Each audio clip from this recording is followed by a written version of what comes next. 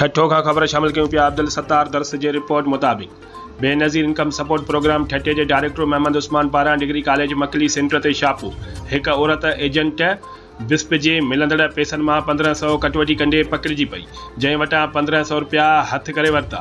यादि रहे त ज़िले भर जे Benazir income support programme centre तां मुख़्तलिफ़ शिकायतूं मिलियूं हुयूं, जंहिंमें एजेंट माफ़िया शामिल आहिनि। जंहिं बैदि डायरेक्टर BSP ठट्टो मोहम्मद उस्मान ठट्टे में मुख़्तलिफ़ मरकज़नि ते छापा आहिनि।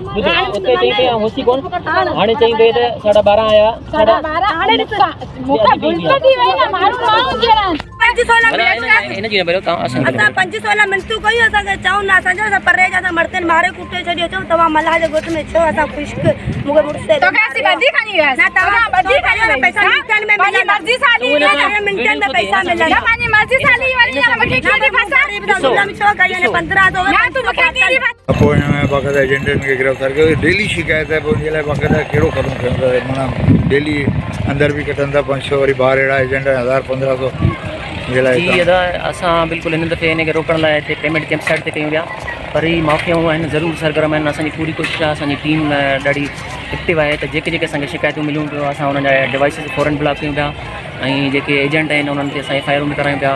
असां कंहिं बि सूरत में कटौती करणु बिल्कुलु बि न ॾींदासीं। जेका असांखे कंप्लेन मिले पई असांजी टीमूं मॉनिटरिंग ते बि आहिनि, असांजो स्टाफ जो हिकिड़ो परमानेंटली माण्हू आहे उते मुक़ररु आहे।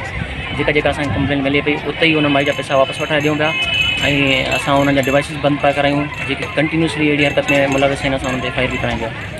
जेके हींअर एजेंट ज़ाहिर थिया आहिनि इन जे लाइ कहिड़ी कार्रवाई सरकार इन जे लाइ असां हींअर थाणे ते वेंदासीं, जेको बि कानूनी कार्रवाई हूंदो SOP जे मुताबिक़ असां उहो कंदासीं।